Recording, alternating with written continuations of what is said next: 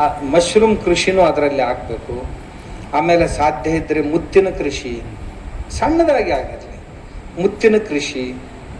ಆಮೇಲೆ ಇನ್ನು ಕೆಲವೊಂದು ಪಾಚಿಗಳು ಬರ್ತಾವೆ, ಆ ಪಾಚಿಗಳ ಕೃಷಿಯನ್ನು ನಾವು ಇಂಟಿಗ್ರೇಟೆಡ್ ಫಾರ್ಮಿಂಗ್ ಅಂದ್ರೆ ಇವೆಲ್ಲ ಬರ್ತಾವೆ. ಸಣ್ಣ ಸಣ್ಣ ಸಣ್ಣ ಸಣ್ಣ ಇವೆಲ್ಲ ಘಟಕಗಳು ಇದ್ದು ಅಂತಂದ್ರೆ ಯಾರಾದರೂ ನೋಡಬೇಕು ಅನಿಸುತ್ತೆ, ಕಲಿಬೇಕು ಅನಿಸುತ್ತೆ. ದೇವಸ್ಥಾನಗಳಿಗೆ ಹೇಗೆ ಜನ ದೇವ್ರ ದರ್ಶನಕ್ಕೆ ಹೋಗ್ತಾರಲ್ಲ, ಹಂಗೆ ತಮ್ಮ ತೋಟದ ದರ್ಶನಕ್ಕೆ ಆ ಪ್ರತಿಯೊಂದು ಸಸ್ಯಗಳಲ್ಲಿ, ಪ್ರತಿಯೊಂದು ಪ್ರಕಲ್ಪಗಳಲ್ಲಿ ಸಾಕ್ಷಾತ್ ಪರಮಾತ್ಮನೇ ಇದ್ದಾನೆ, ಅವ್ನು ನೋಡ್ಲಿಕ್ಕೆ ಹೋಗ್ಬೇಕು ಅಂತ ಜನ ನಮ್ಮ ತೋಟಕ್ಕೆ ಬರಬೇಕು. ಬಂದ ಕೂಡಲೇ ಅವ್ರಿಗೆ ಸ್ವಲ್ಪ ಆದರ ಆತಿಥ್ಯದ ಮಾತುಗಳನ್ನು ಮಾತಾಡೋದು. ಕೃಷಿ ಆಶ್ರಮದವ್ರು ಚೆನ್ನಾಗಿ ಮಾತಾಡಕ್ಕೆ ಕಲಿಬೇಕು. ನಿಮ್ಮ ಅಂಗಡಿಯಾಗೆಲ್ಲ ಮಟೀರಿಯಲ್ ಚಲೋ ಐತಿ, ಆದ್ರೆ ಮಾತಾಡಕ್ ಬರ್ಲಿಲ್ಲ ಅಂದ್ರೆ ಯಾರು ಸಮೀಪಕ್ಕೆ ನಾಯ ಸಹಿತ ಬರುವುದಿಲ್ಲ. ಮಾಲ್ ಮಾರಾಟ ಆಗೋದಿಲ್ಲ, ಬೋಲ್ ಅಂದ್ರೆ ಮಾತುಗಳ ಮಾರಾಟ ಆಗ್ತೈತೆ. ಅದಕ್ಕೆ ನಾವು ಮಧುರವಾಗಿ ಚೆನ್ನಾಗಿ ಆದರ ಆತಿಥ್ಯದ ಮಾತುಗಳನ್ನು ಮಾತಾಡ್ಲಿಕ್ಕೆ ಕಲಿಬೇಕು. ಬಂದ ಕೂಡಲೇ ಅವ್ರಿಗೆ ಸ್ವಲ್ಪ ಆರತಿ ಬೆಳಗ್ದಂಗೆ ಮಾಡಿ ಕೂಡಿಸಿ. ನೀವು ಆರತಿ ಬೆಳಗೋದಂದ್ರೆ ಬೇರೆ ಅರ್ಥದಾಗ ತಿಳ್ಕೊಬೇಡ್ರಿ. ಆರತಿ ಅಂದ್ರೆ ನನ್ನ ಹತ್ರ ಇರ್ತಾವ ಆರತಿ, ಆ ಆರತಿ ಬೆಳಗಿದೆ ಅಂತಂದ್ರೆ ಒಬ್ಬೊಬ್ಬರು ಚಟ್ಟನೆ ಬೆಳಗ್ತೇನೆ, ಹಂಗಲ್ಲ. ಅವ್ರಿಗೆ ಆ ಟ್ರೀಟ್ಮೆಂಟ್ ಮಾಡ್ಬೇಕಾಗತ್ತೆ. ಆ ಮಾತು ಬೇರೆ, ಅಂಥ ಜನ ಇರ್ತಾರೆ, ಅದು ಎಲ್ರಿಗೂ ನಡೆಯೋದಿಲ್ಲ. ಅವ್ರ ಜೊತೆ ಮುಕ್ತವಾಗಿ ಮಾತಾಡಬೇಕು. ಆಮೇಲೆ ಆದರ ಆತಿಥ್ಯ ನೀರು ಕೊಡಬೇಕು, ಸ್ವಲ್ಪ ತಿಲಕ ಹಚ್ಚಬೇಕು, ಆಮೇಲೆ ಸ್ವಲ್ಪ ಬೆಲ್ಲ ಅದು ಕೊಟ್ಟು, ಆಮೇಲೆ ಇದೆಲ್ಲ ನೋಡ್ತೀರ ನೋಡಿ ಬಯಸ್ತೀರ ಅಂತ ನೋಡಿ ಪ್ರತಿಯೊಂದು ಬೇಜಾರ ಪಟ್ಕೊಳ್ಳಾರ್ದೆ ಮಾತಾಡ್ಬೇಕು ಅವ್ರ ಜೊತೆ. ಬೇಜಾರು ಪಟ್ಕೋಬಾರ್ದು. ಎಷ್ಟು ಜನ ಬರ್ತಾರೆ, ಎಷ್ಟು ಮಾತಾಡೋದು ಅಂತ ಹಿಂಗಲ್ಲ. ನೀವ ಹಿಂಗಂದ್ರೆ ಅಂದ್ರೆ ನಾ ಹೆಂಗ್ ಮಾಡ್ಬೇಕಿಲ್ಲ, ದಿನ ಎಷ್ಟು ಮಂದಿ ಬರ್ತಾರೆ. ಪ್ರತಿಯೊಬ್ರು ಏನ್ರ ಮಾತಾಡಬೇಕಂತ ಬಂದಿರ್ತಾರೆ ನಮ್ಗೂಡ. ನಮಗೂ ಮನುಷ್ಯನಾಗ ರಗಡಿ ಸಿಟ್ಟು ಬಂದಿರ್ತೈತಿ, ಯಾಕಾರ ಬಂತಿದ್ವು ಅಂತ. ಅದನ್ನ ಹೇಳಾರ್ದ ಕೇಳಾರ್ದ ನುಂಗಿ ಮತ್ತ ಅವ್ರ ಕೂಡ ಚಂದಾಗ ಒಂದೆರಡು ಮಾತು ಮಾತಾಡಿದ ಅದ ಉಳಿದ ಅವ್ರ ಮನೆಗೆ ಹೋಗಾಗ ನೀವೇನು ಊಟ ಮಾಡಿಸಿದ್ರೆ ಅದು ಉಳಿದಿಲ್ಲ. ಅವ್ರ ಜೊತೆ ನೀವು ಹೇಗೆ ವರ್ತನೆ ಮಾಡಿದ್ರಲ್ಲ ಅದೇ ಅವ್ರ ಮನಸ್ಸಿನಲ್ಲಿ ಶಾಶ್ವತವಾಗಿ ಉಳಿಯೋದು. ನಾವು ಕೃಷಿ ಆಶ್ರಮಗಳವರು ಇವುಗಳನ್ನು ಅಳವಡಿಸ್ಕೊಳ್ಬೇಕು. ಇದ್ರ ಜೊತೆಗೆ ಈಗ ಒಂದನ್ನು ಹೊಸದನ್ನು ಇಂಟ್ರೊಡ್ಯೂಸ್ ಮಾಡಬೇಕು ಅಂತ ನಾಗಭೂಷಣರು ಮತ್ತು ನೀವು ಗೆಳೆಯರು ಒಂದು ವಿಷಯ ತಂದು, ಅದೇ ಕೃಷಿ ಆಶ್ರಮದಲ್ಲಿ ಗುರುಕುಲ ಅಂತ. ಅದು ಗುರುಕುಲ ಅನ್ಬೋದು ಅಥವಾ ಪಾಠಶಾಲೆ. ಆ ಮಾತನ್ನು ನಾನು ಅಶೋಕ್ ದಳವಾಯಿ ಅವ್ರ ಜೊತೆ ಮಾತಾಡಿದೆ. ಇದು ಪಾಠಶಾಲೆ ಆಗಬೇಕು, ಇದ್ರದ್ದು ಏನು ಕನ್ಸೆಪ್ಟ್ ನಿಮ್ಮದು ಅಂತ ಕೇಳಿದ್ರು ಅವರು. ಕೃಷಿ ಪಾಠಶಾಲೆ ಅಂದ್ರೆ ನೋಡ್ರಿ, ನಿಮ್ಮ ಸರ್ಕಾರಿ ಸ್ತರದೊಳಗೆ ರೈತನಿಗಾಗಿ ಯಾವ ಪಾಠಶಾಲೆಗಳು ಇಲ್ಲ. ಆಮ್ಯಾಗ ನಿಮ್ಮ ಪಾಠಶಾಲೆ ಅದಾವಲ್ಲ ಅವು ಎದಕ್ಕೂ ಕೆಲಸಕ್ಕೂ ಬರುವುದಿಲ್ಲ. ಒಂದು ಗಾಡ್ಯಾಗ ಕುರಿ ತುಂಬ್ಕೊಂಡು ಹೋಗಿ ಹಿಂಗೆ ತಿರುಗಾಡಿಸ್ಕೊಂಡು ಬಂದು ಊರಾಗ ಬಿಟ್ರೆ ಅಂದ್ರೆ ಮುಗಿದ ಹೋತ ಅವ್ನ ಟ್ರೈನಿಂಗ ಮುಗೀತು. ಒಂದು ಗಾಡಿ ತುಂಬಿ ಹಿಂಗೆ ಹೋಗಿ ಹಿಂಗೆ ಒಂದು ನಾಲ್ಕು ಧರ್ಮಕ್ಷೇತ್ರಗಳು ಒಂದು 2-3 ಹೊಲದಾಗ ಹಿಂಗೆ ತಿರುಗಾಡಿಸ್ಕೊಂಡು ಬಂದ್ರೆ ಅಂದ್ರೆ ಮುಗಿದ ಹೋದ. ಕುರಿ ಹಿಂಗೆ ಗುಡ್ಡದಾಗ ಹತ್ತು ತಿರುಗಾಡ್ಕೊಂಡು ಬರ್ತಾರ, ಹಿಂಗಲ್ಲ. ಕನಿಷ್ಠ ಅದಕ್ಕಾಗಿ ನಾವು ಒಂದು ಪಾಠ್ಯಕ್ರಮ ಮಾಡ್ಬೇಕು. 2 ನಮ್ಮ ಪಾಠಶಾಲೆಗಳಲ್ಲಿ 2 ಪಾಠ್ಯಕ್ರಮಗಳಿರ್ಬೇಕು.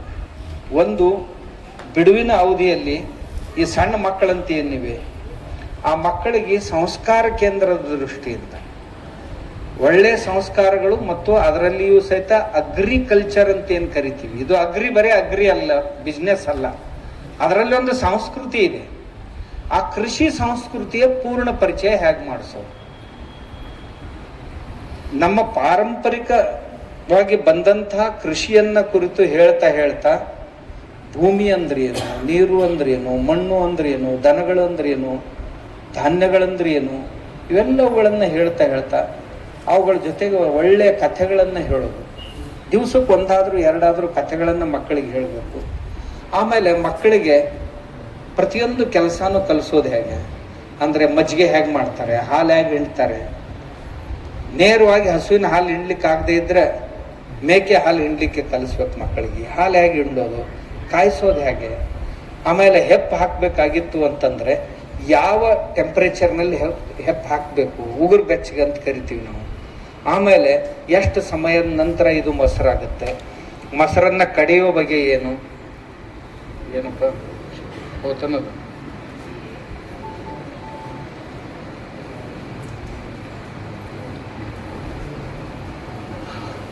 ಬೆಣ್ಣೆ ಮಾಡೋದು ಹೇಗೆ, ತುಪ್ಪ ಮಾಡೋದು ಹೇಗೆ, ಅವುಗಳನ್ನು ಬಳಕೆ ಮಾಡೋದು ಹೇಗೆ, ನಮ್ಮ ಆಹಾರದಲ್ಲಿ ಅವುಗಳ ಬಳಕೆ ಹೇಗಿರಬೇಕು, ನಮ್ಮ ಆರೋಗ್ಯ ಹೇಗೆ ಕಾಪಾಡ್ಕೋಬೇಕು, ಇಂಥ ಬೇರೆ ಬೇರೆ ವಿಷಯಗಳು. ಆಮೇಲೆ ನಮ್ಮ ದೇವರು ಅಂದ್ರೇನು, ನಮ್ಮ ಧರ್ಮ ಅಂದ್ರೇನು, ನಮ್ಮ ಸಂಸ್ಕೃತಿ ಅಂದ್ರೇನು, ಇಂಥ ವಿಷಯಗಳನ್ನು ಬೆಳಗಿಂದ ಸಾಯಂಕಾಲದವರೆಗೆ ನಮ್ಮ ಚಟುವಟಿಕೆಗಳು ಏನು ನಡೀತಾವು, ಆ ಚಟುವಟಿಕೆಗಳಲ್ಲಿರುವಂಥ ಬೇರೆ ಬೇರೆ ಮಂತ್ರಗಳನ್ನು ಕುರಿತು ಅವ್ರಿಗೆ ಸ್ವಲ್ಪ ಹೇಳ್ಕೊಡ್ಬೇಕು. ಆಮೇಲೆ ದಿನಚರ್ಯೆ ಅಂದ್ರೇನು, ಋತುಚರ್ಯೆ ಅಂದ್ರೇನು, ಇವುಗಳ ಬಗ್ಗೆ ತಿಳುವಳಿಕೆ ಕೊಡ್ತಾ ಮುಂದಿನ ಸಾರಿ ಬಂದರು ಅಂದರೆ ಮತ್ತೆ ಅಡ್ವಾನ್ಸು. ಈ ನಮ್ಮ ಸುತ್ತಮುತ್ತಲು ಇರುವಂಥ ಔಷಧಗಳನ್ನು ಬಳಸಿಕೊಂಡು ಆರೋಗ್ಯವನ್ನು ಹೇಗೆ ಚೆನ್ನಾಗಿ ಇಟ್ಕೊಳ್ಳಿಕ್ಕೆ ಸಾಧ್ಯ ಅಂದ್ರೆ ಔಷಧಗಳನ್ನು ಮನೆಯಲ್ಲಿಯೇ ಮನೆಮದ್ದು ಅಂತೇನು ಕರಿತೀವಲ್ಲ, ಆ ಮನೆಮದ್ದುಗಳನ್ನು ಕುರಿತಾದಂಥ ಕೆಲವೊಂದು ಪಾಠಗಳನ್ನು ಅವ್ರಿಗೆ ಹೇಳಬೇಕು. ಹೀಗೆ ನಮ್ಮ ಸುತ್ತಮುತ್ತಲಿನ ಪರಿಸರವನ್ನು ನಾವೇನು ಮಾಡ್ತೀವಿ, ಮಕ್ಕಳಿಗೆ ನಮಗೂ ಗೊತ್ತಿಲ್ಲ ಅವ್ರಿಗೂ ಗೊತ್ತಿಲ್ಲ ಅಂಥದ್ದನ್ನು ಏನಾರ ಕಲಿಸ್ಬೇಕಂತೀವಿ. ಇಲ್ಲ, ನಮ್ಮ ಸುತ್ತಮುತ್ತಲೇ ಇರುವಂಥವು, ಆದ್ರೆ ಅವುಗಳ ಬಗ್ಗೆ ಎಂದೂ ವಿಚಾರ ಮಾಡಿಲ್ಲ. ನಾನು ಅದಕ್ಕೆ ಮೇಲಿನ ಮೇಲೆ ಜೀವಶಾಸ್ತ್ರ ಅಂದ್ಕೂಡಲೇ ನೇರವಾಗಿ ಅಮೀಬಾ ಪ್ಯಾರಾಮಿಸಿಯಮ್ಗೆ ಹೋಗ್ತೀವಿ. ನಾವು ನೋಡಿಲ್ಲ, ಅವರು ನೋಡಿಲ್ಲ, ಮತ್ತು ಅವು ನೋಡಿನೂ ಮುಂದೆ ಏನೂ ಉಪಯೋಗನೂ ಆಗ್ತಾವಂತ ಹಿಂಗೇನಿಲ್ಲ. ಯಾರು ಸಂಶೋಧಕರು ಅದಾರ ಅವ್ರಿಗೆ. ನಮ್ಮ ಜೀವಗಳ ಮನ್ಯಾಗ ಬೆಕ್ಕದಾವು, ನಾಯಿ ಅದಾವು, ಇಲಿ ಅದಾವು, ಎತ್ತದಾವು, ಎಮ್ಮೆ ಅದಾವು, ಮನುಷ್ಯರದಾರ ಅಲ್ಲಿದ್ದಕ್ಕೆ. ಇವೆಲ್ಲ ಜೀವನ. ಇವು ಕಣ್ಣಿಗೆ ಕಾಣೋ ಕೋಳಿ ಇವೆ, ಕುರಿ ಇವೆ. ಈ ಜೀವಗಳನ್ನು ಕುರಿತು ಅವರಿಗೆ ಗೊತ್ತಿರೋದು, ನೋಡ್ತಾ ಇದ್ದಾರ, ಆದ್ರೆ ಅವುಗಳ ಜೀವನದ ಪರಿಚಯ ಇಲ್ಲ. ಈಗ ನೋಡಿ, ಇರುವೆಗಳಿವೆ ನಮ್ಮ ಮನೆಯಲ್ಲಿ. ಇರುವೆಗಳ ಜೀವನದ ಪರಿಚಯ ಐತೆ ನಮ್ಮ ಮಕ್ಕಳಿಗೆ? ಇಲ್ಲ, ನಿಮಗೂ ಗೊತ್ತಿಲ್ಲ. ಬರೇ ಮಕ್ಕಳದಂತರೂ ಬಿಟ್ಟು ಬಿಡ್ರಿ. ನಮಗೆ ಎಷ್ಟು ಜನರಿಗೆ ಇರುವೆಗಳ ಜೀವನ ಪರಿಚಯ ಐತಿ? ನಮ್ಮ ಮನೆಯಲ್ಲಿ ಜಿರ್ಲೆಗಳಿವೆ. ಆ ಜಿರ್ಲೆಗಳ ಜೀವನದ ಪರಿಚಯ ನಮ್ಗೆ ಎಷ್ಟು ಜನರಿಗೆ ಐತಿ? ನಮ್ಮ ಮನೆಯಲ್ಲಿ ಹಾವುಗಳು, ಚೇಳುಗಳು ಇವೆ. ಅವುಗಳ ಜೀವನದ ಪರಿಚಯ ನಮ್ಗೆ ಎಷ್ಟಿದೆ? ಅದರಲ್ಲಿ ವಿಷಾರಿ ಮತ್ತು ವಿಷವಲ್ಲದವುಗಳನ್ನು ಗುರುತಿಸುವಂಥ ಬಗೆ ಏನು? ಹಲ್ಲಿಗಳು ಅಂತಿರ್ತವೆ, ಓತಿ ಕಾಟಗಳಂತಿರ್ತವೆ, ಇಲಿಗಳು ಅಂತಿರ್ತವೆ. ಇವುಗಳಿಂದ ಏನು? ಆಮೇಲೆ ನೊಣಗಳಂತಿವೆ ನಮ್ಮ ಮನೆಯಲ್ಲಿ. ಜೇನಿನ ಜೀವನ ಏನಿದೆ? ಅವು ಸಂಘಟಿತ ಜೀವನ ಬದುಕ್ತಾ ಇರ್ತವೆ. ಅವುಗಳಿಗೂ ಸಹಿತ ಅವುಗಳದೇ ಆದಂಥ ಜೀವನಚರ್ಯೆ ಇದೆ. ಈಗ ನೊಣಗಳಂತಿವೆ.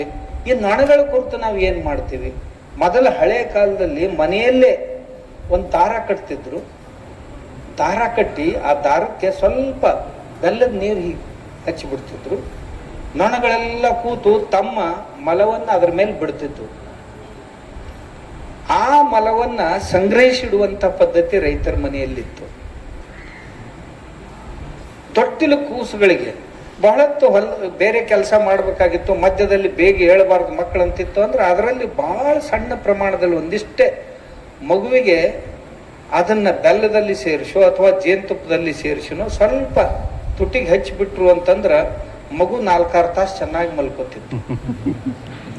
ಮತ್ ನೀವು ಹೋಗಿ ಏನಾರ ಮಾಡಿಗಿಡೀರಿ, ಆ ಕಡೆ ಹಾದಿತ್ತದು. ಮತ್ತ ಅದರ ಪ್ರಮಾಣ ಐತೆ, ಅದ ಪ್ರಮಾಣದಲ್ಲಿ ಮಾಡ್ಬೇಕಾಗ್ತದೆ. ಆಮೇಲೆ ನಾನು ಹೇಳಿದ್ನಲ್ಲ, ನಮ್ಮ ಸುತ್ತಮುತ್ತ ಇರುವಂತ ವಸ್ತುಗಳನ್ನು ಬಳಸೋದು ಹೇಗೆ, ಅದರಲ್ಲಿ ತಜ್ಞರನ್ನ ಕರೆಸ್ಬೇಕು. ಕರೆಸಿ ನಮ್ಮ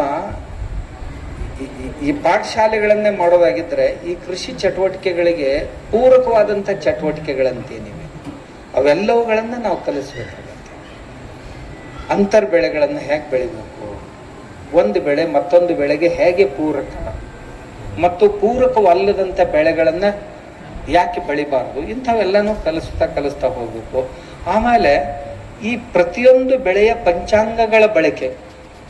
ಪಂಚಾಂಗಗಳು ಅಂದರೆ ಬೇರು, ಕಾಂಡ, ಎಲೆ, ಹೂವು, ಕಾಯಿ ಅಥವಾ ಬೀಜ, ಇವುಗಳಿಗೆ ಪಂಚಾಂಗಗಳಂತ ಕರೀತಾರೆ. ಈ 5 ಅಂಗಗಳನ್ನು ಯಾವ ರೀತಿಯಾಗಿ ನಾವು ಬೆಳೆಸ್ಕೊಳ್ಬೇಕು? ಈಗ ಆಗ್ಲೇ ಒಂದು ಮಾತು ಬಂತು, ನಾವು ಇವುಗಳ ಬಳಕೆ ಗೊತ್ತಿರದೇ ಇರೋದ್ರ ಕಾರಣದಿಂದ ಎಲ್ಲ ಕೃಷಿಯನ್ನು ಹಾಳು ಮಾಡಿದ್ದೀವಿ. ಒಣಬೇಸಾಯದಲ್ಲಿ ಕಳೆ ನಿಯಂತ್ರಣ ಮಾಡಬೇಕಾಗಿತ್ತು ಅಂತಂದ್ರೆ ಬೇರು ಸಹಿತವಾಗಿ ಕಳೆಗಳನ್ನು ತೆಗೆದ್ರೆ ನಡೆಯೋದಿಲ್ಲ. ಅದರಿಂದ ಪ್ರತಿ ದಿವಸ ಸಾವಯವ ಇಂಗಾಲ ಕಡಿಮೆ ಆಗ್ತಾನೆ ಹೋಗುತ್ತೆ ಹೊರತು ಹೆಚ್ಚಾಗೋದಿಲ್ಲ. ಹಾಗಾದ್ರೆ ಏನು ಮಾಡಬೇಕು? ಈ ವಾತಾವರಣದಲ್ಲಿರುವಂಥ ನೀರನ್ನ ಭೂಮಿ ಜಗ್ಗಬೇಕಾಗಿತ್ತು ಅಂತಂದ್ರೆ ಭೂಮಿಯಲ್ಲಿ ಸಾವಯವ ಇಂಗಾಲ ಕಾರ್ಬನ್ ಏನಿದೆ ಅದರ ಪ್ರಮಾಣ ಹೆಚ್ಚಾಗಬೇಕು. ಕಾರ್ಬನ್ ಹೆಚ್ಚಾಯಿತು ಅಂದ್ರೆ ನಮಿ ಅಂತ ಏನಂತೀವಲ್ಲ ಅದನ್ನು ಜಗ್ಗತ್ತೆ. ತಾವು ಬೆಳಗ್ಗೆ ಈ ಸದ್ದೂ ಸಹಿತ ನೀವು ಬೆಳಿಗ್ಗೆ ಬೇಗ ಹೊಲದೊಳಗೆ ಹೋಗಿ ಬೆಳಿಗ್ಗೆ ಎದ್ದು ಕೂಡಲೇ ಎಷ್ಟು 6-6:30 ಗಂಟೆಗೆ ಅಥವಾ 7 ಗಂಟೆಗೆ ಹೊಲದಲ್ಲಿ ಹೋಗ್ರಿ. 7 ಗಂಟೆಗೆ ಹೋದ ಕೂಡಲೇ ಭೂಮಿಯ ಮೇಲ್ಪದರನ್ನು ನಿರೀಕ್ಷಣೆ ಮಾಡಿ. ಆ ಮೇಲ್ಪದರು ಒಟ್ಟು ಕಳೆಗಳಿಲ್ಲದಂಥ ಮೇಲ್ಪದ್ರ ಹೇಗಿರುತ್ತೆ, ಮಧ್ಯ ಮಧ್ಯದಲ್ಲಿ ಬೇರೆ ಬೇರೆ ಕಳೆಗಳು ಅವು ಇಷ್ಟೇ ಇರ್ಬೇಕು, ಮತ್ತು ಭಾಳ ದೊಡ್ಡ ಇರಬಾರ್ದು. ಇಷ್ಟಿಷ್ಟು ಉದ್ದನ ಗಿಡಗಳಿದ್ವು ಅಂತಂದ್ರೆ ಆ ನೀರು ಬಂದು ಕೆಳಗೂ ಮುಟ್ಟಂಗಿಲ್ಲ. ಅತಿ ಒಂದಿಷ್ಟಿಷ್ಟೇ ಎಲೆಗಳಿರುವಂಥವು ಕಳೆಗಳನ್ನು ನೋಡ್ರಿ, ಅದರ ಸುತ್ತಲೂ ಒಂದಿಷ್ಟು ಭೂಮಿ ಹಸಿಯಾಗಿರುತ್ತೆ. ಆ ಹಸಿ ಎಲ್ಲಿಂದ ಬಂತು? ಈ ವಾತಾವರಣದಲ್ಲಿಯ ನೀರನ್ನು ತಗೊಂಡು ಭೂಮಿಗೆ ಬೆಳೆಗೆ ಎಷ್ಟು ಬೇಕು ಅಷ್ಟು ಕೊಡುವಂತ ಕೆಲಸ ಮಾಡಿ. ಅದಕ್ಕೆ ಬೇರುಗಳನ್ನು ತೆಗೆದು ಹಾಕಬಾರ್ದು. ಒಣಬೇಸಾಯದಲ್ಲಿ ಬೇರುಗಳನ್ನು ತೆಗೆದು ಹಾಕಬಾರ್ದು. ಸಾಧ್ಯ ಇದ್ರೆ ಮೇಲ್ಭಾಗವನ್ನು ಕಟಿಂಗ್ ಮಾಡಿಬಿಡು. ಬೆಳೆಗಳಿಗೆ ತೊಂದರೆ ಮಾಡ್ತಿತ್ತು ಅಂದ್ರೆ ಮೇಲ್ಭಾಗ ಕಟಿಂಗ್ ಮಾಡ್ಬೇಕು. ಯಾಕಂದ್ರೆ ಆ ಭೂಮಿಯೊಳಗಿನ ಪೋಷಕಾಂಶವನ್ನು ತಿಂದ ಹಾಕುವುದು ಯಾವುದು ಅಂತಂದ್ರೆ ಬೇರುಗಳೆಂದು ತಿನ್ನೋದಿಲ್ಲ. ಬೇರಿನ ಮೇಲ್ಗಡೆ ಭಾಗ ಅಂತ ಏನ್ ಬರುತ್ತಾ ಅದು ಪೋಷಕಾಂಶಗಳನ್ನ ತಿನ್ನುತ್ತೆ. ಅದು ಬೆಳೆಗೆ ಕಡಿಮೆ ಬಿತ್ತು ಅಂತಂದ್ರೆ ಬೆಳೆ ವೀಕ್ ಆಗತ್ತೆ, ಕಸ ದಷ್ಟಪುಷ್ಟ ಆಗತ್ತೆ. ಆದ್ರಿಂದ ನಾವು ಇಂಥ ವಿಷಯಗಳನ್ನ, ನಾನು ಯಾಕೆ ಈ ವಿಷಯ ಹೇಳಿದೆ ಅಂದ್ರೆ ಇಂಥ ವಿಷಯಗಳನ್ನ ನಮ್ಮ ಮಕ್ಕಳಿಗೆ ತಿಳಿಸ್ಕೊಡ್ಬೇಕು. ಅಂದ್ರೆ ನಿಸರ್ಗದ ಜೊತೆ ನಾವು ಯಾವ ರೀತಿ ಬದುಕಬೇಕು. ಆಮೇಲೆ ಪ್ರತಿಯೊಂದು ಪ್ರಾಣಿಯ ಮಲಗಳಲ್ಲಿ, ಪಕ್ಷಿಗಳ ಮಲಗಳಲ್ಲಿ ಏನೇನಿದೆ ನೋಡಿ. ಈಗ ಪಾರಿವಾಳದ ಮಲದಲ್ಲಿ ಗಂಧಕ ಪ್ರಮಾಣ ಹೆಚ್ಚಿದೆ. ಮತ್ತೊಂದು ಹಕ್ಕಿಯ ಮಲದಲ್ಲಿ ಏನಿದೆ, ಮಗದೊಂದು ಹಕ್ಕಿಯ ಮಲದಲ್ಲಿ ಏನಿದೆ, ಒಂಟೆ ಮಲದಲ್ಲಿ ಮಲಮೂತ್ರಗಳಲ್ಲಿ ಏನಿವೆ. ನಾವು ಮಲಮೂತ್ರಗಳಲ್ಲಿ ಯಾವನ್ನೂ ಟೆಸ್ಟ್ ಮಾಡೋದಿಲ್ಲ. ಮಂಗಗಳ ಮಲಮೂತ್ರಗಳಲ್ಲಿ ಏನಿದೆ, ಅಥವಾ ನಮ್ಮ ಸುತ್ತಮುತ್ತಲಿರುವಂತಹ ಕುದುರೆಗಳ ಮಲಮೂತ್ರಗಳಲ್ಲಿ ಏನಿದೆ, ಕತ್ತೆಯ ಮಲಮೂತ್ರಗಳಲ್ಲಿ ಏನಿದೆ. ಮೊನ್ನೆ ನನಗೊಬ್ರು ಹೇಳಿದರು, ಅದನ್ನು ನಾನು ಟ್ರಯಲ್ ಸಹಿತ ಮಾಡಿದೆ. ಇವತ್ತು ಸಾಧ್ಯ ಇದ್ರೆ ನಿಮಗೆ ಭೇಟಿ ಮಾಡಿಸ್ತೀನಿ. ಅವರು ಈಗ ಈ ಕತ್ತೆಗಳು ಏನಿವೆ, ಕತ್ತೆಗಳ ಮೂತ್ರ ಏನಿದೆ, ಮೂತ್ರೆಯನ್ನ ಸಂಗ್ರಹ ಮಾಡಿ ನೀರಿನಲ್ಲಿ ನಿರ್ದಿಷ್ಟ ಪ್ರಮಾಣದಲ್ಲಿ ಹಾಕಿ ಸ್ಪ್ರೇ ಮಾಡಿದ್ರೆ ಯಾವ ಕಳೆಗಳು ಹೊಲದಲ್ಲಿ ಉಳಿಯೋದಿಲ್ಲ. ಅದು ಕಳೆನಾಶಕ ಅಂತ ಅದ್ಭುತವಾಗಿ ಕೆಲಸ ಮಾಡುತ್ತೆ. ಯಾವುದು? ಕತ್ತೆ ಮೂತ್ರ, ಗಾರ್ಧಬ ಮೂತ್ರ ಕಳೆನಾಶಕ ಅಂತ ಕೆಲಸ ಮಾಡುತ್ತೆ. ಅದೇ ಕುದುರೆ ಮೂತ್ರ ಮಾಡೋದಿಲ್ಲ. ಮತ್ತು ಅದು ಕತ್ತೆ ಹೇಗಿರ್ಬೇಕು? ತಿರುಗಾಡಿ ತಿನ್ನುವಂಥದ್ದಾಗಿರ್ಬೇಕು. ನೀವು ಕಟ್ಟಿ ಚೆನ್ನಾಗಿ ಹಾಕಿ ತನ್ನಷ್ಟಕ್ಕೆ ತಾನೇ ಇರಲಿಲ್ಲ, ಮುಕ್ತವಾಗಿ ಬಿಟ್ಟದ್ದಿರಬೇಕು ಆ ಕತ್ತೆ ಮೂತ್ರದಿಂದ. ಆಮೇಲೆ ಕತ್ತೆ ಮಲದಲ್ಲಿ ಯಾವ ಅಂಶಗಳಿವೆ, ಕುದುರೆ ಮಲದಲ್ಲಿ ಯಾವ ಅಂಶಗಳಿವೆ, ಅವುಗಳನ್ನ ನಾವು ನಾವು ಗೊಬ್ಬರ ತಯಾರು ಮಾಡ್ಕೊಳ್ಳುವಾಗ ಹಾಗಾದ್ರೆ ಮೇಕೆ ಮಲದಲ್ಲಿ ಏನಿದೆ, ಕುರಿಯ ಮಲದಲ್ಲಿ ಏನಿದೆ, ಎಮ್ಮೆ ಮಲದಲ್ಲಿ ಏನಿದೆ, ಹಸುವಿನ ಮಲದಲ್ಲಿ ಏನಿದೆ, ಆಮೇಲೆ ಈ ಮನೆಯಲ್ಲಿರುವಂಥ ಇಲಿಗಳೇನಿವೆ, ಇಲಿಗಳ ಮಲದಲ್ಲಿ ಏನಿದೆ, ಯಾವ ಅಂಶಗಳಿವೆ, ಇವುಗಳನ್ನ ನಾವು ಸರಿಯಾಗಿ ತಿಳ್ಕೊಂಡು ಬರೀ ಈ ಮಲಗಳ ಕುರಿತಾಗೆ ನಾಗಭೂಷಣ್ ಸರ್ ಒಂದು ಪಿರಿಯಡ್ ಇರಬೇಕು. ನೀವು ಇದಕ್ಕಾಗಿ ಈಗ ಪಾಠ್ಯಕ್ರಮ ತಯಾರು ಮಾಡಬೇಕು. ಈ ಪಾಠ್ಯಕ್ರಮದಲ್ಲಿ ಈ ವಿಷಯಗಳು ಬರಬೇಕು. ಯಾಕೆ ಅಂದ್ರೆ ಒಂದು ಸಂಸ್ಕಾರಕ್ಕಾಗಿ, ಮಕ್ಕಳಿಗೆ ಸಂಸ್ಕಾರಕ್ಕಾಗಿ ಇದೊಂದು ಕೃಷಿ ಆಶ್ರಮದ ಒಂದು ಪಾರ್ಟ್ ಇದ್ರೆ, ಯಾಕೆಂದ್ರೆ ಮಕ್ಕಳಿಗೆ ಸಮಯ ಸಿಗೋದು 2 ಸಾರಿ. ಒಂದು ಯಾವ ಸೂಟಿ ಅಂತೀರಿ ನಿಮ್ಮ ಕಡೆ? ದಸರಾ ಸೂಟಿ. ಇನ್ನೊಂದು ಬೇಸಿಗೆ ಸೂಟಿ. ಒಂದು 10 ದಿವಸ ತಮ್ಮ ಹತ್ರ ಮಕ್ಕಳು ಇರ್ತಾರೆ ಅಂತ ತಿಳ್ಕೊಂಡು ಸಿಲೆಬಸ್ ತಯಾರಾಗಬೇಕು. ಆಮೇಲೆ ಶನಿವಾರ ರವಿವಾರ ಮಕ್ಕಳು ಶನಿವಾರ ಸಾಯಂಕಾಲ ಬಂದರೆ ರವಿವಾರ ಸಾಯಂಕಾಲ ಹೋಗ್ಬೇಕು ಅಥವಾ ಬಂದು ಹೋಗಿ ಮಾಡಬೇಕು. ಅಂಥ ಮಕ್ಕಳಿಗಾಗಿ ಒಂದು ಪಠ್ಯಕ್ರಮ, ಅದರಲ್ಲಿ ಏನೇನಿರಬೇಕು. ಆಮೇಲೆ ಅವ್ರಿಗೆಲ್ಲನೂ ಭಾರತೀಯ ಸಂಸ್ಕೃತಿಯ ಪರಿಚಯ ಆಗಬೇಕಾಗಿತ್ತು. ಅಂದ್ರೆ ಭಾರತೀಯ ಸಂಸ್ಕೃತಿಯಲ್ಲಿ ಏನೇನಿದೆ, ಒಟ್ಟು ನಾವು ಈ ಸಾಂಸ್ಕೃತಿಕವಾಗಿ ಮಕ್ಕಳಿಗೆ ಈ ಗುರುಕುಲದಿಂದ ಶಿಕ್ಷಣ ಕೊಡಬೇಕಾಗಿತ್ತು. ಅಂದರೆ ಭಾರತೀಯ ಸಂಸ್ಕೃತಿಯಲ್ಲಿ ಕೃಷಿ ಹೇಗಿರುತ್ತೆ, ಜಾನುವಾರುಗಳ ಪಾತ್ರ ಏನು, ಪಕ್ಷಿಗಳ ಪಾತ್ರ ಏನು, ಸಂಗೀತ, ಆಮೇಲೆ ಸಂಗೀತ, ಭಾರತೀಯ ಸಂಗೀತ ಅಂದ್ರೆ ಏನು, ಭಾರತೀಯ ಗಣಿತ ಅಂದ್ರೆ ಏನು, ಭಾರತೀಯ ನಾಟಕಗಳಂದ್ರೇನು, ಭಾರತೀಯ ಆಯುರ್ವೇದ ಅಂದ್ರೇನು, ಭಾರತೀಯ ಯುದ್ಧ ಕಲೆಗಳು ಅಂದ್ರೆ ಏನು, ಆಮೇಲೆ ಭಾರತೀಯ ವೇಷಭೂಷಗಳಂದ್ರೇನು, ಭಾರತೀಯ ಮನೆಗಳಂದ್ರೇನು, ಭವನ, ಭಾಷೆ, ಭೋಜನ, ಆಮೇಲೆ ಭೂಷಣಗಳು, ಬಟ್ಟೆಗಳು, ಇಂಥವುಗಳ ಕುರಿತು, ಭಾರತೀಯತೆಯ ಕುರಿತು ಅವ್ರಿಗೆ ನಾವು ಸಂಸ್ಕಾರಕ್ಕಾಗಿ ಒಂದೆರಡು ಪಾಠಗಳನ್ನು ತಯಾರು ಮಾಡೋದು. ಆ ನಂತರ ಈ ಕೃಷಿಕರನ್ನು ತಯಾರು ಮಾಡುವ ದೃಷ್ಟಿಯಿಂದ ಯಾರೇ ಹೊಲದಲ್ಲಿ ಕೆಲಸ ಮಾಡುವಂಥ ಕೃಷಿಕರು ಉತ್ತಮವಾಗಿ ಕೃಷಿ ಮಾಡೋದರ ಸಲುವಾಗಿ ಅವ್ರಿಗೆ ಒಂದು 6 ತಿಂಗಳನೋ 1 ವರ್ಷನೋ ಏನೋ ನಪಾಸಾದ ಮಕ್ಕಳಿರಲಿ, ಪಾಸಾದ ಮಕ್ಕಳಿರಲಿ, ಅಥವಾ ಶಾಲೆಯೊಳಗೆ ಹೋಗದೇ ಇರಲಿ, ಅಂಥವ್ರು ಬಂದರು ಅಂದ್ರೆ ಅವರನ್ನು ಪ್ರಾಕ್ಟಿಕಲ್ ಆಗಿ ಏನೇನು ಕಲಿಸ್ಬೇಕು ಅಂದರೆ ಕೃಷಿಗಾಗಿ ಬೇಕಾದಂಥ ಮಣ್ಣು, ನೀರು, ಜಾನುವಾರುಗಳು ಮತ್ತು ಬೀಜಗಳು, ಈ 4 ವಿಷಯಗಳನ್ನು ಪ್ರಧಾನವಾಗಿಟ್ಕೊಂಡು ಅದರ ಜೊತೆಗೆ ಸಾಗುವಳಿಯ ಪದ್ಧತಿ, ಕಳೆ ನಿಯಂತ್ರಣ ಹೇಗೆ ಮಾಡೋದು, ರೋಗ ನಿಯಂತ್ರಣವನ್ನು ಹೇಗೆ ಮಾಡೋದು, ಆ ನಂತರ ಕಟಾವಿನ ನಂತರದ ಪ್ರೊಸೆಸಿಂಗ್ ಇಂಡಸ್ಟ್ರಿ ಅಂತ ಏನಿದೆ ಅದು ಹೇಗಿರಬೇಕು, ಆಮೇಲೆ ಮಾರ್ಕೆಟಿಂಗ್, ಬ್ರ್ಯಾಂಡಿಂಗ್ ಆ್ಯಂಡ್ ಮಾರ್ಕೆಟಿಂಗ್ ಅಂತ ಕರಿತೀವಲ್ಲ ಅದು ಹೇಗಿರಬೇಕು, ಇವುಗಳನ್ನು ಕುರಿತಾದಂಥ ಒಂದು ಪಾಠ್ಯಕ್ರಮವನ್ನು ಒಂದು 5-6 ತಿಂಗಳು, ಕನಿಷ್ಠ 6 ತಿಂಗಳ ಪಾಠ್ಯಕ್ರಮವನ್ನು, ನಮ್ಮ ಹತ್ರ ಒಂದು 6 ತಿಂಗಳು ಇರ್ತಾರ ಅವರು, ಎಷ್ಟು ಒಂದು 5 ಜನ ಇರ್ಬೋದು, 10 ಜನ ಇರ್ಬೋದು. ಅದರಲ್ಲಿಯೂ ಸಹಿತ 10 ದಿನಗಳ ಸಿಲೆಬಸ್ ಬೇರೆ, 3 ತಿಂಗಳ ಸಿಲೆಬಸ್ ಬೇರೆ, 6 ತಿಂಗಳಿಗೆ ಬೇಕಾಗುವಂಥ ಸಿಲೆಬಸ್ ಸ್ವಲ್ಪ ಇದನ್ನು ಮುಗಿಸಿದ್ವು ಅಂದ್ರೆ ಮುಂದಿನ ಸಾರಿ ಅದನ್ನು ಮುಗಿಸ್ಬೇಕು.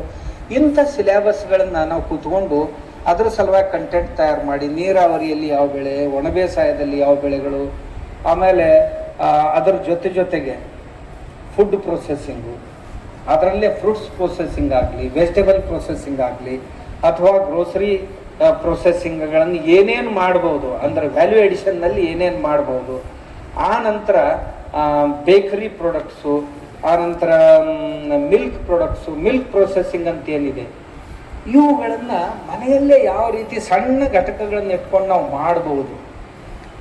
ಒಂದೊಂದರಿಂದ ಎಷ್ಟೆಷ್ಟು ಈಗ ಅದಕ್ಕಾಗಿ ಬೇರೆಯವ್ರನ್ನ ಹುಡ್ಕಾಡೋ ಅವಶ್ಯಕತೆ ಇದೆ, ಇದರಲ್ಲೇ ತುಂಬ ಜನ ಇದ್ದಾರೆ. ಇವುಗಳನ್ನು ನಾವು ಯಾವ ರೀತಿ ಮಾಡಬೇಕು, ಆಮೇಲೆ ಇವುಗಳ ವ್ಯಾಪಾರದ ಸೂತ್ರಗಳನ್ನು ಅವ್ರಿಗೆ ಕಲಿಸೋದಾಗಲಿ, ಹೀಗೆ ಒಂದು ಸಿಲೆಬಸ್ ನಾವು ಮಾಡಿಕೊಂಡು ಈ ನಮ್ಮ ಕೃಷಿ ಪಾಠಶಾಲೆಗಳಲ್ಲಿ ಅಥವಾ ಗುರುಕುಲಗಳಲ್ಲಿ, ಕೃಷಿ ಗುರುಕುಲಗಳಲ್ಲಿ ಇವುಗಳನ್ನು ಕಲಿಸ್ಲಿಕ್ಕೆ ಸಾಧ್ಯನಾ ಅಂತ ನಾವು ಇಟ್ಕೊಂಡು ಹೋದ್ರೆ ಬಹುತೇಕ ಯಶಸ್ವಿ ಗುರುಕುಲಗಳು, ನಾನು ಅದನ್ನು ಅಶೋಕ್ ದಳವಾಯಿ ಅವ್ರಿಗೆ ಹೇಳುವಾಗ ಹೇಳಿದೆ, ಕನಿಷ್ಠ ವರ್ಷಕ್ಕೆ ಇಷ್ಟು ಶಿಬಿರಗಳು, ಒಂದು ಪಾಠಶಾಲೆಗಳು ಸರ್ಕಾರದಲ್ಲಿ ರಿಜಿಸ್ಟರ್ ಆಗಬೇಕು. ರಿಜಿಸ್ಟರ್ ಆಗಬೇಕಾಯ್ತು ಅಂತಂದ್ರೆ ಆ ಪಾಠಶಾಲೆಗಳಲ್ಲಿ ಏನು ಇರಬೇಕು ಅನ್ನೋದನ್ನು ಮೊದಲು ನಿರ್ಧಾರ ಮಾಡಬೇಕು. ಇಂಥ ಅಂಶಗಳಿದ್ದು ಈ ಅನುಕೂಲಗಳು, ಇದಕ್ಕಾಗಿ ಬೇಕಾಗುವಂಥ ಟೀಚರು ಅವ್ರನ್ನೂ ಸಹಿತ ತಪಾಸಣೆ ಮಾಡಿ ಇವನಿಗೆ ಜ್ಞಾನ ಇದೆಯೋ ಇಲ್ಲೋ. ಸುಮ್ಮನೆ ಸರ್ಕಾರಿ ನಾವು ಮಾಡ್ತೀವಿ ಒಂದು ಹಿಂದಾಗಡೆ ಹೊಡ್ಕೊಳ್ಳೋರು ಬೇರೆ, ರಿಜಿಸ್ಟರ್ ಆಗೋರು ಬೇರೆ, ಸರ್ಕಾರಿ ಹಣ ಹೊಡ್ಕೊಳ್ಳೋರು ಬೇರೆ, ಹಿಂಗೆ ಶುರು ಆಗ್ತೈತೆ. ಅದಕ್ಕೆ ಒಬ್ಬ ಪಾತ್ರ ವ್ಯಕ್ತಿಯನ್ನ ಪರೀಕ್ಷೆ ಮಾಡಿ ಅದನ್ನು ನೀವು ಅವರನ್ನು ಎಂಪ್ಯಾನಲ್ಮೆಂಟ್ ಮಾಡಿಕೊಡ್ರಿ. ಮಾಡ್ಕೊಂಡ ನಂತರ ಒಂದು ಆಶ್ರಮಕ್ಕೆ ಕನಿಷ್ಠ 5 ಶಿಬಿರಗಳು ವರ್ಷಕ್ಕೆ ಆಗಬೇಕು. ಒಂದು ಶಿಬಿರಕ್ಕೆ 25, ಕನಿಷ್ಠ 25 ಜನರಿಗೆ ಇದು ಕೊಡಬೇಕು. ಆ 25 ಜನರು ಶಿಬಿರ ಕಾಲಾವಧಿಯಲ್ಲಿ ಬಂದರು ಅಂದರೆ ಅವ್ರು ಹೊಲ ಮನೆ ಬಿಟ್ಟು ಬಂದಿರ್ತಾರೆ ಅಂದಾಗ ಅವ್ರಿಗೆ ಏನಾದರೂ ನೀವು ಸ್ಟೈಪಂಡ್ ಕೊಡಬೇಕು, ಊಟದ ಖರ್ಚು ಕೊಡಬೇಕು. ಯಾವ ರೈತ ತನ್ನ ಎಲ್ಲ ಕೆಲಸ ಬಿಟ್ಟು ಇವ್ರಿಗೆ ಪಾಠ ಮಾಡ್ಲಿಕ್ಕೆ ಬರ್ತಾನ ಅವನಿಗೂ ಸಹಿತ ಮಾನಧನವನ್ನು ನೀವು ನೀಡುವ ವ್ಯವಸ್ಥೆ ಮಾಡಬೇಕು. ಆಮೇಲೆ ಏನಾದರೂ ಇನ್ಫ್ರಾಸ್ಟ್ರಕ್ಚರ್ನಲ್ಲಿ ಅವನು ಸ್ವಲ್ಪ ಹಾಕಬೇಕು, ನೀವು ಸ್ವಲ್ಪ ಹಾಕ್ಬೇಕು. ಎಲ್ಲವನ್ನೂ ನೀವು ಹಾಕಿದ್ರಿ ಅಂದ್ರೆ ಬರೀ ಅದನ್ನ ಜಕ್ಕೊಳಕ್ ನಿಂದಿರ್ತೈತೆ ಮಂದಿ. ಹಿಂದಗಡೆ ಏನೂ ಮಾಡಂಗಿಲ್ಲ, ಅವ್ರು ಸರ್ಕಾರಿ ತಗೊಂಡು ಬಿಲ್ಡಿಂಗ್ ಕಟ್ಕೊಂಡು ಹೋಗ್ಬಿಟ್ಟು ಬಿಟ್ಟು ಬಿಡ್ತಾರೆ. ಈ ಯಾವುದೇ ಕೆಟ್ಟ ರಿವಾಜುಗಳು ಇದರಲ್ಲಿ ಪ್ರವೇಶ ಆಗ್ಲಾರ್ದಂಗೆ ನೋಡ್ಕೋಬೇಕು ಅನ್ನೋದಕ್ಕೆ ಒಳ್ಳೆ ಜನರನ್ನ ಗುರುತಿಸುವಂತ ಒಂದು ಕಮಿಟಿ ಮಾಡ್ರಿ. ಯಾವುದೇ ಇನ್ಫ್ಲೂಯೆನ್ಸ್ ಇಲ್ಲದೆ ಒಳ್ಳೆ ರೈತರನ್ನ ಆರಿಸಿ ಆ ಗುರುಕುಲಗಳನ್ನ ಅಥವಾ ಆ ಕೃಷಿ ಪಾಠಶಾಲೆಗಳನ್ನ ನಡೆಸು. ಇದು ದೇಶದಲ್ಲೇ ಮೊಟ್ಟ ಮೊದಲೇತು. ಈಗ ತಾವು ಮಾಡ್ತಾ ಇರುವಂತ ಪ್ರಯೋಗ ದೇಶದಲ್ಲೇ ಮೊಟ್ಟ ಮೊದಲೇತು. ಈಗೇನು ಕೃಷಿ ಆಶ್ರಮಗಳನ್ನ ತಾವು ಮಾಡ್ತಾ ಇದ್ದೀರಲ್ಲ, ಆಲ್ರೆಡಿ ಇದೆ. ಇದನ್ನೇ ಸ್ವಲ್ಪ ಸುಸೂತ್ರವಾಗಿ ತರಬೇಕಾಗಿತ್ತು ಅಂತಂದ್ರೆ ಇವನ್ನೆಲ್ಲ ಮಾಡಬೇಕಾಗತ್ತೆ. ಆಮೇಲೆ ಈ NPKಗಳು ಏನು, ಈ ಪರಿಕರಗಳನ್ನು ತಯಾರಿಸುವ ವಿಧಾನ ಏನು, ಇವೆಲ್ಲವನ್ನು ಅವನಿಗೆ ಪರ್ಫೆಕ್ಟ್ ಆಗುವಂತೆ ಕಲಿಸ್ಬೇಕು.